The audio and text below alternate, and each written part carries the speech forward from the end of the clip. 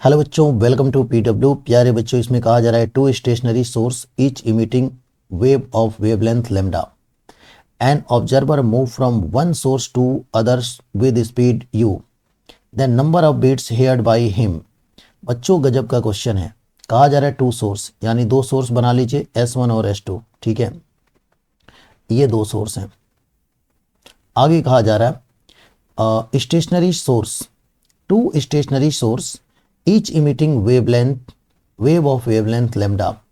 ये दोनों के दोनों जो वेवलेंथ यहाँ से रेडिएट कर रहे हैं लैम्डा है।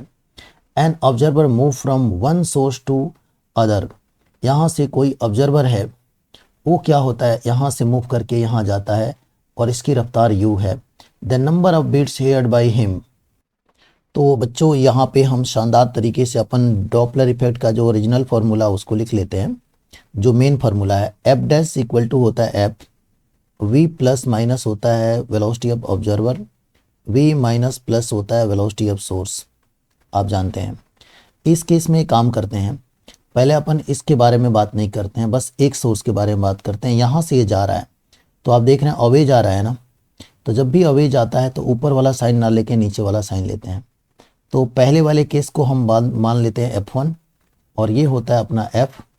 और बच्चों यहाँ पे हम लिखेंगे v माइनस में v नॉट।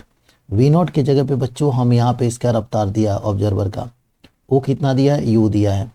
और सोर्स का रफ्तार बच्चों 0 है, स्टेशनरी है, तो यहाँ पे हम ऐसे लिखेंगे। साथ ही साथ अब हम दूसरे की बात करते हैं, तो दूसरे वाले में देखेंगे तो बच्चों उसकी ओर जा रहा है तो अप साइन लेंगे, तो ये हो जाएगा ऐसा।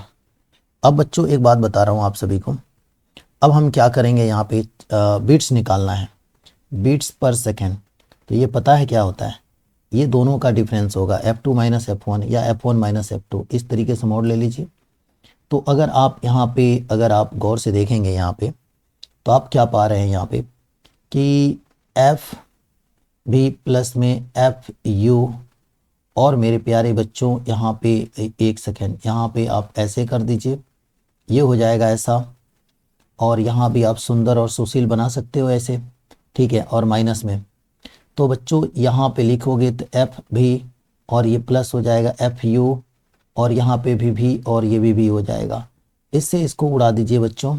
आपने क्या पाया यहाँ पे, आपने यही पाया बच्चों कि यहाँ पे जब पूरी तरीके से जब आप इसको सॉल्व करेंगे ना, तो आप पाएंगे 2FU अपॉन में भी हो जाएगा।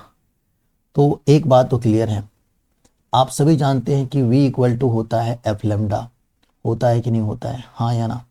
तो बच्चों अगर हम बात करते हैं यहाँ पे इस तरीके की बात करें तो ये हमारा 1 अपॉन लैम्डा हो जाएगा। और बच्चों यहाँ पे अगर आप देखते हैं तो F अपॉन भी हो जाएगा।